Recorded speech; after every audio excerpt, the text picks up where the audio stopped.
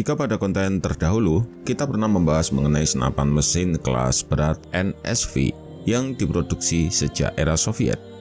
Spesial pada pembahasan kali ini, kita akan mengulas mengenai senapan penerusnya yang lebih modern.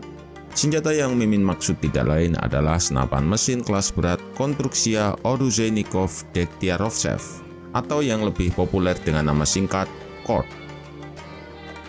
Kehadiran KORD di dalam industri persenjataan Rusia bisa dikatakan memiliki peran yang sangat krusial. Pasalnya, ia memang dirancang secara khusus untuk bisa mempertahankan gelar sebagai senjata kaliber besar dari Blok Timur dengan track record paling battle-proven dari masa ke masa. Selain menjadi senjata utama pada setiap lini militer Rusia, mulai dari pasukan infanteri dan berbagai rampur, KORD juga sudah diproduksi untuk kepentingan ekspor. Dan untuk lebih jelasnya, berikut ini pembahasan lengkapnya.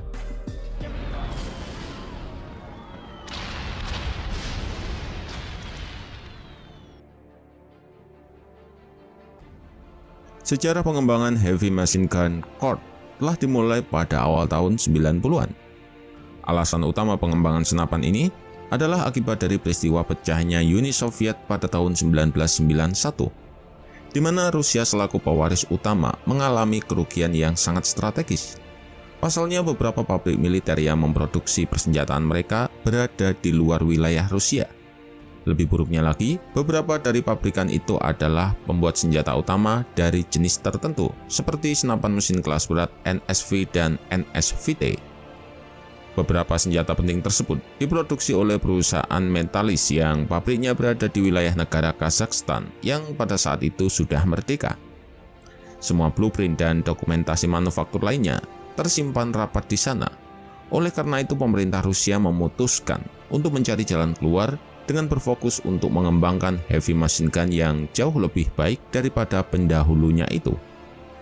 Opsi ini dipilih karena nantinya senjata baru tersebut akan digunakan secara berkelanjutan oleh satuan infanteri maupun kendaraan tempur. Tugas pengembangan selanjutnya diserahkan kepada tim ZID dari pabrik persenjataan Degtyarov di kota Kovrov. Pihak pabrikan pun berhasil merampungkan versi final dari senapan ini pada tahun 1997 dan memulai produksinya secara massal tepat 1 tahun setelahnya, yakni pada tahun 1998. Sebagai salah satu jenis senapan mesin kelas berat, KORD seri awal memiliki bobot kosong seberat 25,5 kg, dan saat dalam posisi memuat amunisi penuh, bobotnya bertambah menjadi 31 kg.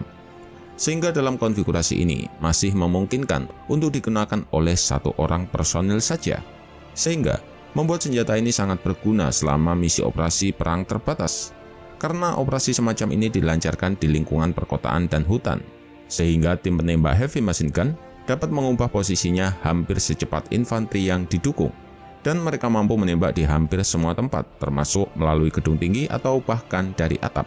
Sedangkan jika konfigurasinya dirubah untuk bisa digunakan pada rampur, tentunya dengan penambahan berbagai aksesoris penunjang, bobotnya bisa bertambah mencapai lebih dari 60 kg. Hal ini untuk mendukung stabilitas tembakan yang lebih baik saat ditembakkan dari kendaraan tempur. Kemudian untuk bagian dimensi, KORD memiliki panjang keseluruhan 1980 mm dengan panjang barel 1070 mm. Untuk mekanisme pengoperasian, cara kerjanya hampir mirip dengan senapan mesin NSV pendahulunya, yakni dengan dioperasikan menggunakan gas. Secara umum, cara kerja KORD masih terbilang konvensional karena mengacu pada mekanisme piston langkah panjang yang dikombinasi dengan beberapa laks pengunci. Senapan ini juga hanya memiliki satu mode tembakan, yakni full otomatis saja. Sedangkan prinsip kerja tembakannya diperoleh dari pengoperasian mekanisme open ball. Pemilihan sistem pengoperasian ini terbukti efektif untuk mereduksi panas yang berlebih pada bilik ledak saat ditembakkan secara terus-menerus dalam waktu yang lama. Lanjut pada pemilihan amunisi, KORD menggunakan amunisi kaliber 12,7 x 108 mm. Sama seperti yang digunakan oleh NSV. Amunisi ini memiliki karakteristik yang hampir mirip seperti amunisi 50 BMG, tetapi sedikit berbeda pada dimensi dan beratnya. Karena selongsong amunisi Rusia ini cenderung lebih panjang dan berat jika dibandingkan dengan 50 BMG.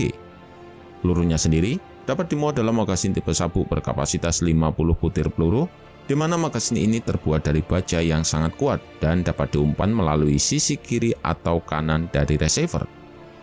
Dengan penggunaan amunisi tersebut, secara teori Colt mampu menembakkan peluru sebanyak 650–750 butir per menitnya. Sedangkan muzzle velocity atau kecepatan proyektil yang mampu dilesatkan mencapai angka 860 meter per detik, sedikit lebih tinggi dibandingkan pendahulunya. Dan untuk jarak tembak efektif yang mampu diperoleh, yakni berada di range 1000 hingga 2000 meter. Karena memang secara umum ia dirancang untuk bisa menghancurkan peralatan militer seperti radar, transmitter, dan target udara berkecepatan rendah. Pada penggunaannya, Colt juga dibekali dengan alat bidik tambahan berupa optical sight yang dapat disesuaikan untuk jarak penglihatan 3–6 kali pembesaran. Pada bagian barel, Colt sudah dilengkapi dengan fitur muzzle brake yang sangat ampuh, sehingga sangat membantu untuk bisa mengurangi recoil dari hentakan tembakan yang sangat besar. Ditambah, barelnya juga sudah mendukung sistem pendinginan udara yang sangat cepat, sehingga dapat menunjang pengoperasian berbasis darat yang lebih maksimal. Selain itu, ia juga dibekali dengan tripod penyangga yang kokoh dan dapat disesuaikan ketinggiannya agar sesuai dengan masing-masing pengguna.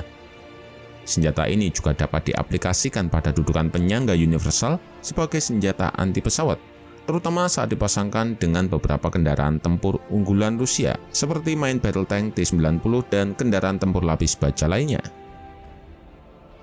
Tercatat, Colt telah digunakan oleh militer Rusia sejak masa awal pelayanannya pada tahun 1998. Pada periode ini, Colt banyak digunakan oleh unit Angkatan Darat selama meletusnya Perang Chechnya Kedua. Ia juga terlibat dalam pecahnya pertempuran Rusia dengan Georgia pada tahun 2008 silam. Dan yang terbaru adalah keterlibatannya dalam konflik berkelanjutan yang terjadi di wilayah Donbas sejak awal tahun 2014 sampai sekarang. Selain banyak digunakan oleh Rusia, senapan ini juga tersedia untuk pasar ekspor, di mana pada versi ini ia bisa menggunakan amunisi 50 BMG dan sudah banyak diekspor ke berbagai negara seperti Finlandia, Suriah, dan beberapa negara lain. Nah, itulah tadi sedikit pembahasan singkat mengenai salah satu senapan mesin kelas berat andalan Rusia. Terima kasih sudah menonton video ini hingga akhir. Salam M2 Rifle.